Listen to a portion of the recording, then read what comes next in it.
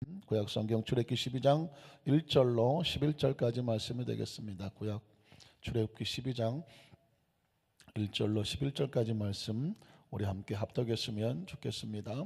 여호와께서 애굽 땅에서 모세 아론에게 일러 말씀하시되 이달을 너에게 달의 시작 곧 해의 첫 달이 되게 하고 너희는 이스라엘 온 회중에게 말하여 이르다 이달 열흘에 너희 각자가 어린 양을 취할지니 각 가족들의 그 식구를 위하여 어린 양을 취하되 그 어린 양에 대하여 식구가 너무 적으면 그 집의 이웃과 함께 사람 수를 따라서 하나를 취하며 각 사람이 먹을 수 있는 분량에 따라서 너희 어린 양을 계산할 것이며 너희 어린 양은 흠없고 1년 된 수컷으로 하되 양이나 염소 중에서 취하고 이달 열 나흘까지 간직하였다가 해질 때에 이스라엘 회중이 그 양을 잡고 그 피를 양을 먹을 집 좌우 문설주와 임방에 바르고 그 밤에 그 고기를 불에 구워 무교봉과 쓴 나물과 아울러 먹되 날 것으로나 물에 삶아서 먹지 말고 머리와 다리와 내장을 다 불에 구워 먹고 아침까지 남겨두지 말며 아침까지 남은 것은 곧 불사르라.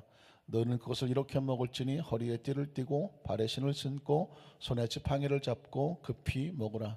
이것이 야훼의 유월절이니라. 아멘. 한번 따라 하실까요? 유월절과 예수 그리스도, 유월절과 예수 그리스도, 이런 제목으로 말씀의 은혜를 나누기 원합니다. 며칠 전에 우리 교육자들하고 화성에 있는 제합리 순국기념관 또 제합리 교회를 잠시 방문한 적이 있습니다. 뭐 책에서도 보고 또 많이 또 TV에서도 가끔씩 그 정보를 본 적이 있지만 실제로 가서 그 기념관에 있는 내용들을 자세히 살펴보면서 늘 뭐 일제에 관한 것을 볼 때마다 막 피가 거꾸로 솟죠. 뭐 위안부 사건도 그렇고 36년 동안 식민지 당한 것도 처참하고 곧 3.1절이 다가오지만 1919년 김인현의 3.1운동 그것도 처참한 사건 아닙니까? 총칼로 무장한 일본의 군사 독재죠. 뭐 식민지 이 상황에서 이들과 맨몸으로 대한독립 만세를 외치며 길거리에 쏟아져 나왔던 생각하면 얼마나 무모한 사건입니까? 총칼로 아니 더 큰 것으로 무장한 그 일본군에게 오로지 태극기 하나만 들고 맨몸으로 나와서 대한독립 만세를 외쳤던 것은 왜 그랬을까요? 36년 동안 피투성이 된 잃어버린 자유와 해방을 달라고 독립을 달라고 몸부림을 치는 것이죠. 왜냐하면 죽음보다 소중한 것은 자유와 해방이기 때문에 그렇죠. 자유와 해방을 잃어버리고 무슨 생명을 유지하겠느냐. 그 대한독립 만세의 3.1절 운동, 만세 운동이 계속해서 전국을 뒤덮고 결국은 4월 15일 날 여기 그러니까 이쪽에 보니까 화성, 봉담, 뭐 안산, 송산 이 지역에 있는 사람들이 모여서 계속해서 4월 달까지 만세 운동을 계속 이어나갔더라고요. 그런 과정 속에 일본의 보복이 시작이 되고 그래서 4월 15일 날 4월 15일이라고 크게 써놨는데 막 아찔하더라고요. 4월 15일 피투성이 된 날 제합리 교회에다가 15살짜리 이상 사내 아이들을 모두 어른들을 모아놓고 불을 질러버리고 나오는 사람을 총살시켜버린 교회를 불태우고 크리스찬들을 불태우고 그리고 만세 독립만세 울었던 사람들을 불태우는 처참한 사건이 있었습니다. 사실상 지금 생각해도 아찔한 사건들 아닙니까? 우리는 거기서 놀라운 것을 발견합니다. 총칼에 맞아도 불에 타올라도 그들이 그렇게 미치도록 부르짖어 외쳤던 것은 바로 대한 독립만세였습니다. 자유와 해방이었습니다. 인간은 짐승과 달라서 노예로 살 수가 없는 거죠. 자유와 해방 어떻게 생각하십니까? 오늘날 뭐 세월이 많이 지나서 자유를 갈구하는 심정이 굳이 자유가 필요한가? 우린 또 더 이상 무슨 자유가 필요해? 얼마나 큰 자유를 누리고 있습니까? 해방이라는 단어는 상당히 촌스러워 보일 정도로 오래된 단어가 아닙니까? 그럼에도 불구하고 해방이라는 단어는 얼마나 귀한 단어인지 모릅니다. 이번에 무슨 평창 올림픽에서 북한이 와갖고 뭐 응원도 하고 이런 걸 보면서 사실 본질을 보면 북한은 자유가 없지 않습니까? 북한은 해방이 없지 않습니까? 그럼에도 불구하고 자유가 없고 해방이 없음에도 불구하고 뭐 전 세계에서 가장 행복한 사람의 모습으로 나타나서 뭐 요란하게 응원을 하는 걸 보면서 물론 남북이 하나 되는 것은 정말 우리 민족의 염원이고 통일에 대한 소원이 있지만 정작 자유와 해방은 전혀 없는 나라에서 자유와 해방을 있는지도 모르고 그들이 잃어버린지도 모르면서 행복해하는 실제로 가장된 거겠지만 그럼에도 불구하고 그 모습을 보면서 저는 얼마나 무서운 걸 느낀지 몰라요. 인간이 자유와 해방을 잃어버렸는데 자유와 해방을 잃어버린지도 모르고 그리고 그냥 살아가는 그 모습이 무서운 거거든요. 사실 자유와 해방을 잃었다고 생각하면 목숨을 던져서라도 자유와 해방을 찾으려고 하는 것이 인간의 본질인데 북한은 그 본질조차 그 생각조차 사고조차 이미 상실된 곳이기 때문에 오랜 세월 동안의 세뇌 교육을 통해서 이제는 자유와 해방에 대한 감각이 없고 그것이 지상 천국인 것처럼 살아가고 있는 것에 대해서 우리가 본질을 볼 수 있어야 되고 궁극적으로 그것을 건져내고자 하는 것이 바로 그런 의미에서의 평화적 통일, 복음적 통일이 진정한 통일이거든요. 사실 위정되고 가장되고 포장된 것에 절대로 넘어가면 안 되죠. 대한민국이 넘어갈 리도 없겠지만 이런 것을 보면서 사실 하나님의 관점에서 하나님을 알지 못하는 사람, 소위 말하는 불신자라고 말할까요? 하나님을 알지 못하는 사람들의 세계는요, 자신들이 자유와 해방을 잃어버렸는지도 모르고 사는 거예요. 그냥 죄의 노예로, 세상의 노예로, 마귀의 노예로 살아가지만 거기서 자기 나름대로 쾌락과 어떤 기쁨을 누리면서 그들은 자유와 해방을 잃어버렸는데도 불구하고 마치 행복한 것처럼 살아간다는 거예요. 성경의 중요한 주제는 자유와 해방입니다. 믿으십니까? 성경의 주제는 자유와 해방이에요. 예수 그리스도로 말미암아 하나님이 세상을 이처럼 사랑하셨는데 왜 사랑하셨느냐? 자유와 해방을 잃어버린 죄와 마귀로부터 자유와 해방을 잃어버린 인생을 사랑하셔서 독생자 예수 그리스도를 보내주셨어요. 왜 보내셨을까요? 그 예수님 말미암아 너희가 잃어버린 자유와 해방을 찾으라는 것입니다. 그래서 그를 믿는 자마다 뭐하지 아니하고 멸망하죠. 멸망이 뭘까요? 자유를 잃어버리면 멸망입니다. 해방을 잃어버리면 멸망이죠. 갇히면 멸망입니다. 죄에 갇히면 멸망이고 마귀에 갇히면 멸망이고 결국 불신앙에 갇히면 멸망이고 결국 지옥에 갇히는 게 멸망이고 영원히 영벌 받는 게 멸망입니다. 예수님이 이 땅에 오셔서 자유해라는 거죠. 멸망치 아니하고 영생을 얻게 하려 하십니다. 영생이 무슨 의미가 있습니까? 자유가 없으면 무슨 영생입니까? 해방이 없으면 무슨 영생입니까? 영생은 자유와 해방이 전제가 돼야 영생의 의미가 있습니다. 지옥에서 영생하면 무슨 의미가 있습니까? 가장 무서운 벌이죠. 그러나 자유와 해방이 있어야 그것이 바로 영원한 생명으로 가치와 의미가 있게 하는 것입니다. 6월절은 자유와 해방의 상징입니다.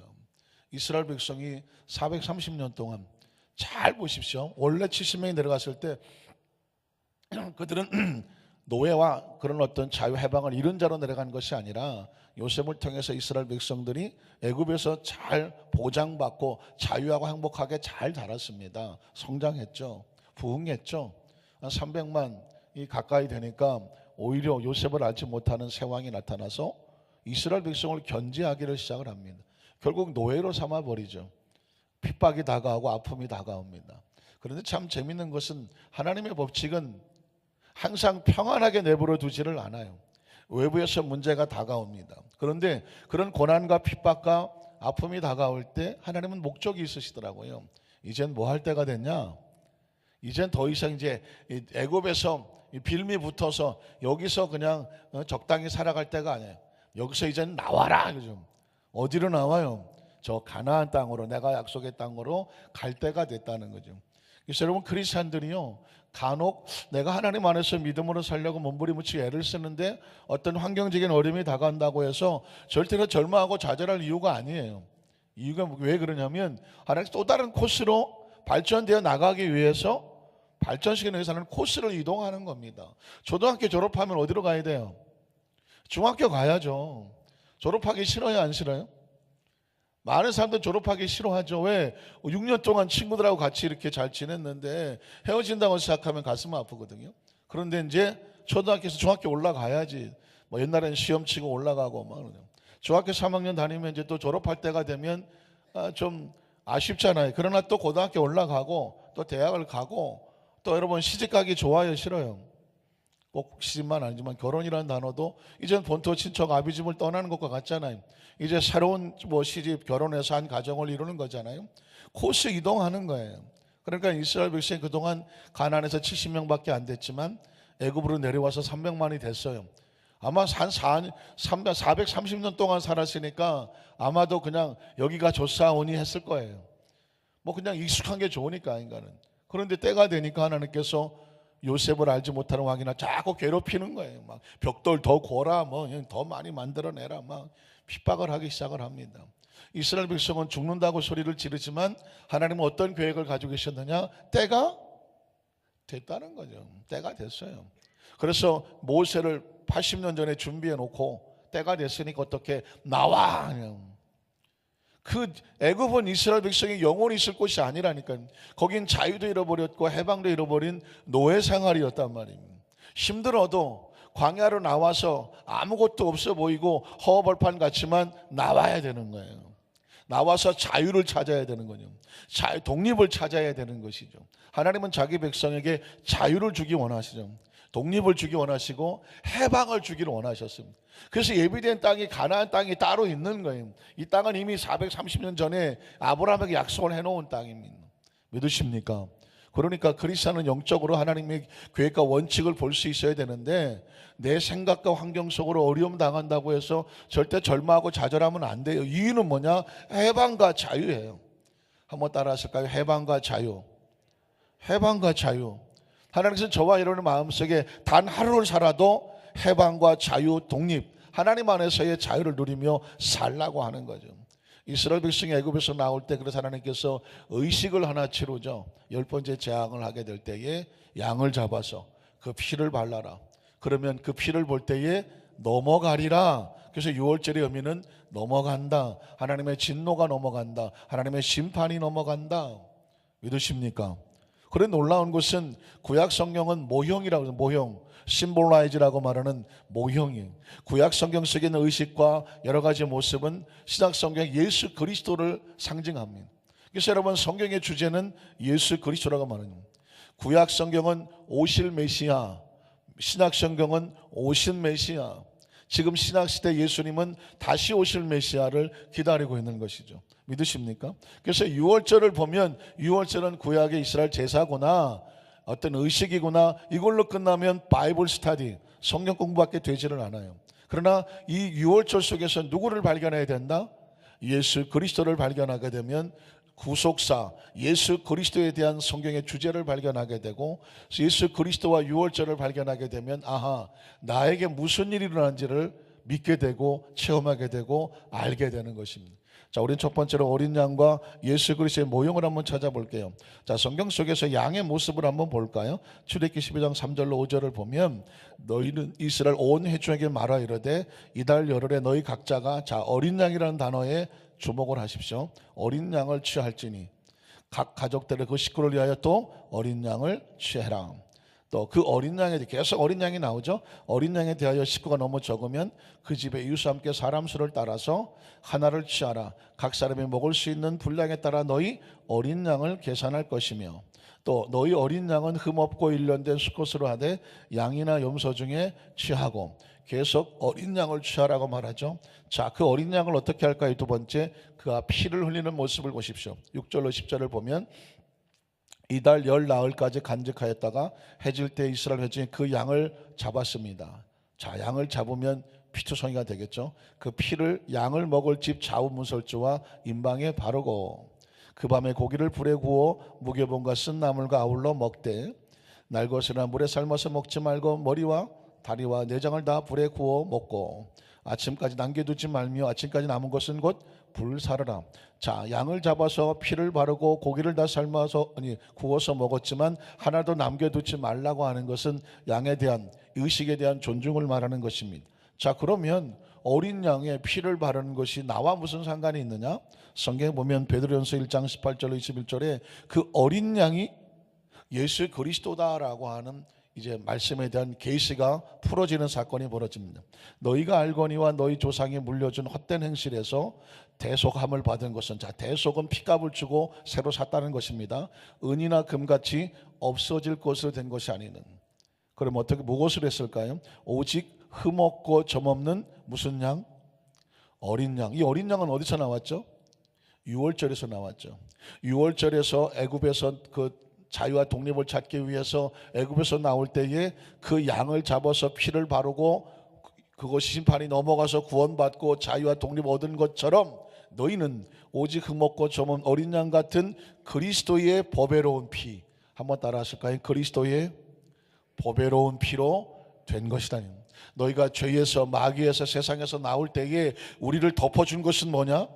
어린 양 예수 그리스도의 보배로운 피로 우리가 덮음을 받았다는 것입니다. 그 다음 절 보면, 그래서 그는 창세전부터 미리 알른 바 되시니나 이 말세에 너희를 위해서 나타내신 바 되었으니 너희는 그를 죽은 자 가운데서, 우리가 죽은 자 되었지만 죽은 자 가운데 살리시고 영광을 주신 하나님을 그리스도로 말미암아 믿는 자다라고. 그러니까 여러분, 이 성경 말씀을 통해서 베드로는 유월절의 어린 양은 신약시대에 누구를 말한다? 예수 그리스도를 말하고, 유월절의 어린 양의 피가 하나님의 진노의 심판에서 우리를 보호했던 것처럼 하나님의 심판에서 그리스도의 피가 우리를 보호한다는 것입니다. 혹시 기억하십니까? 세례 요한이 예수님을 보면서 세상의 짐을 지고 간 하나님의 어린 양을 보라고 말씀했습니다. 그러니까 신약 성경 속에 이스라엘 백성들에게 유월절 어린 양은요, 하나님께서 친히 대대로 지키라고 하셨던 명령이기 때문에 유월절 어린 양 하면 유월절 양이 떠오른단 말이에요. 그냥 그것을 보면서 세례 요한이 외치는 것입니다. 저 세상의 모든 죄를 지고 가는 하나님의 어린 양을 보라.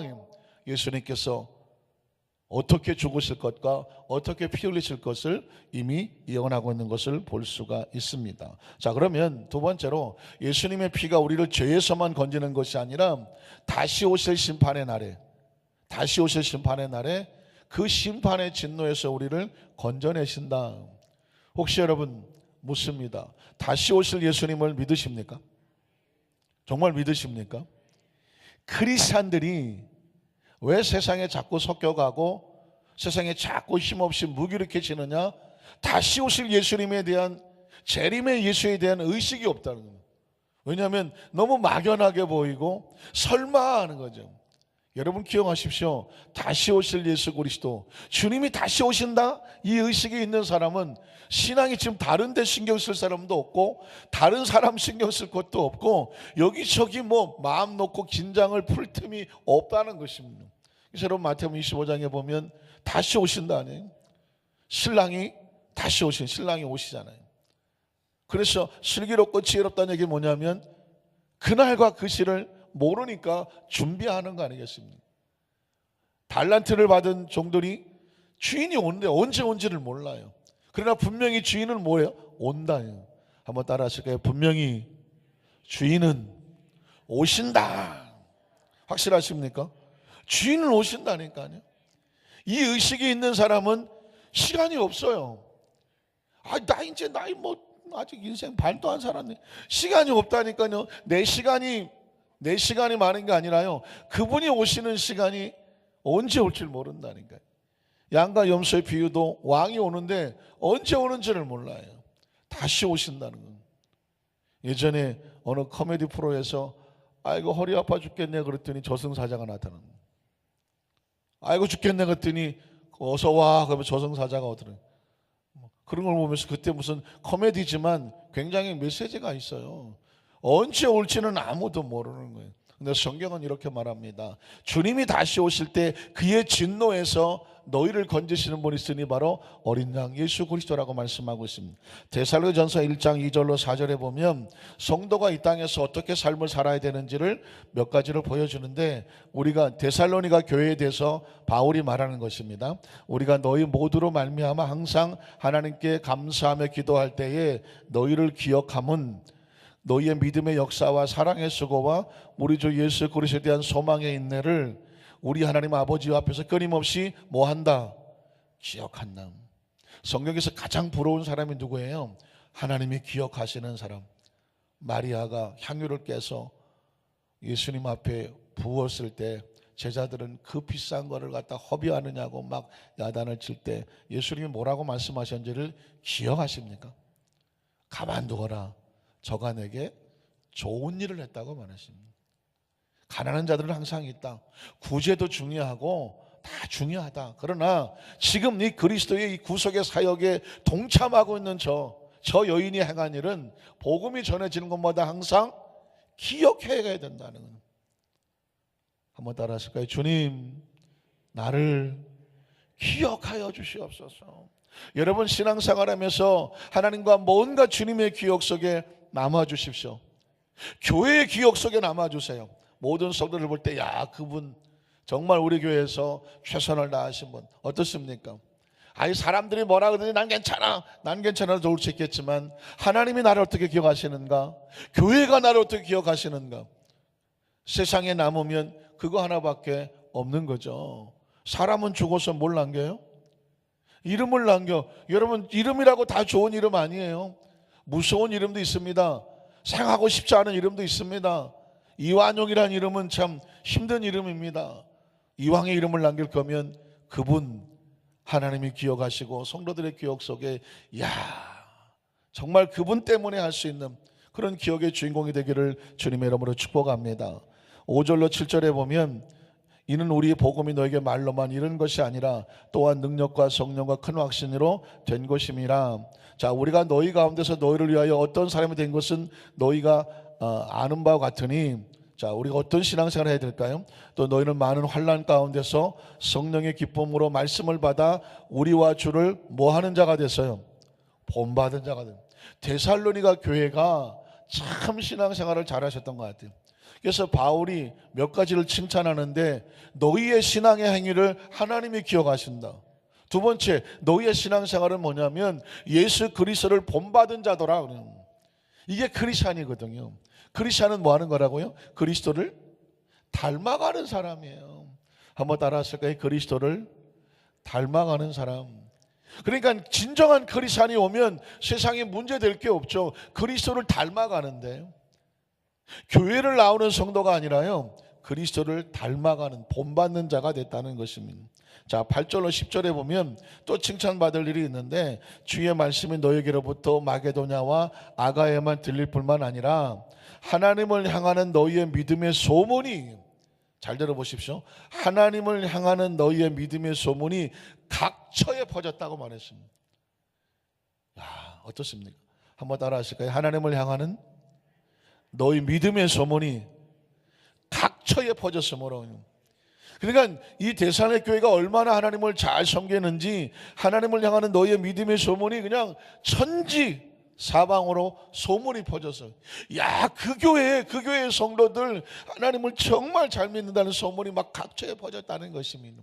우리가 이 땅에서 신앙생활을 어떻게 해야 될지를 데살로니가 교회가 우리에게 보여주고 있는데, 자, 이런 교회를 위해서, 이런 성도를 위해서 주님이 다시 오시죠. 10절을 한번 볼까요? 10절에 보니까 또 죽은 자들 가운데서 다시 살리신 그의 아들이 하늘로부터 뭘 하죠? 강림하죠. 두 번째 오시는 것은 재림이라고 말하죠. 강림하실 것을 그 다음 절에 너희가 어떻게 기다리는지를 말합니다. 데살로니가 교회 성도들은요, 재림의 예수를 기다렸습니다. 기다리니까 이게 가능한 거예요. 기다리니까 주님을 본받게 되고요, 기다리니까 그의 믿음이 소문이 나고요, 기다리니까 그 교회의 헌신이 모든 사람의 본받을 만하게 되는데, 그 다음 절이 아주 중요합니다. 이는 장래의 노하심에서 우리를 건지시는 예수니라. 이 이야기는 뭐냐면 주님이 다시 오실 때 시대는 심판주로 오신다고 말씀을 드렸습니다. 심판주로 오실 때 우리를 건지시는 분은 누구다? 예수 그리스도라는 것입니다. 자, 말씀을 정리합니다. 자, 어린 양 유월절의 의미는 자유와 해방, 이스라엘 백성이 애굽에서 나온다는 의미가 있습니다. 어린 양 예수 그리스도의 의미는 그 피로 말미암아 우리가 죄에서 나오죠. 그런데 또 한 군데서 나와요. 주님이 다시 재림하실 때에 그 세상의 심판에서부터 우리를 뭐 하신다? 건져내신다는. 지구 종말이 오든 인류 종말이 오든 예수님이 다시 오시든 크리스찬들은 두려워하지 않는다. 누구로 인하여서? 예수 그리스도로 말미암아 애굽의 10번째 재앙이 온 세상을 덮었을 때도 하나님 말씀하셨습니다. 하나님의 자녀들은 두려워하지 마라. 내가 그 피를 볼 때에 넘어가리라 그랬습니다. 이 시대 속의 어린 양의 피는 예수 그리스도고, 주님이 다시 오실 때 우리를 건지실 피도 바로 어린 양 예수 그리스도의 피입니다. 예수님의 보혈을 늘 마음속 가슴에 품고 이 신앙으로 제사냐 교회 성도들처럼 주님을 본받고 주님을 사랑하는 소문이 사방으로 퍼져나가고 주님의 기억 속에 영원히 남는 우리 성도 되시기를 주님의 이름으로 축복합니다. 기도하겠습니다. 하나님 아버지 감사합니다.